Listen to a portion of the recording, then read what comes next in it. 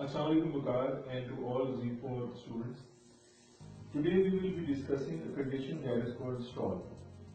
Stall is practiced at a higher height, and we can see on the board I have written a word which has no meaning, but every word is an abbreviation for the checks that we will do.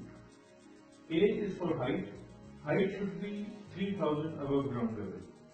A is for A-frame, which should be in a clean configuration with flaps up and properly trimmed. S is for security. Your seat belt should be fastened and there should be no loose objects inside the cockpit, on the dashboard, on the floor. Everything should be secured. E is for engine parameters. Your fuel, your CHT should be in green as well as EDP in the green. L is for lookout locality, the area you are flying above. And orientation, that means where you are heading towards and where is your runway and where will you go back, that you must know your orientation. So according to the check, at 3000 feet, on a straight level flight, when you have cruise settings, you will reduce your power to idle, and you know, as in the effects of control, the aircraft nose goes down. You will stop the altimeter by pulling back on the stick slightly in the beginning. When your nose is raised, your speed starts to drop as well as your power is idle. So it will start to drop from the green arc and will come back into the white arc. To stop the altimeter, you will again increase the angle of attack. And imagine that it is now 8 degrees or 9 degrees. The critical angle of attack is mostly at 15 to 16 degrees. Speed is dropping.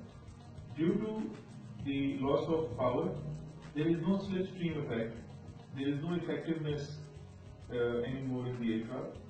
The controls have weakened and the speed is dropping, so the aircraft will juggle. Reaching BS1, that is your stall speed into clean configuration, the aircraft nose will drop because it's now reached the critical angle of attack, and the nose will drop. The wing may drop. This is you have entered the stall. How to come out of it?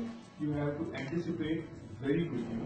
Control column centrally fully forward, never on the right or the left, centrally fully forward, simultaneously add power. Your aircraft will regain that strength and the speed will go into the white arc and then into the green arc. The lift will be generated again. When you see that the aircraft has now gained speed and the aircraft is now in good control, you will fly the aircraft. The loss of height should not be more than 150-200 feet in an ultralight aircraft. So we practice it at 3000 to learn to come out of the stall, and this is because there are certain places in the circuit when there is a nose low final turn stall, nose high final turn stall. So you learn the symptoms, because any symptom which occurs is a sign that you are going toward the stall.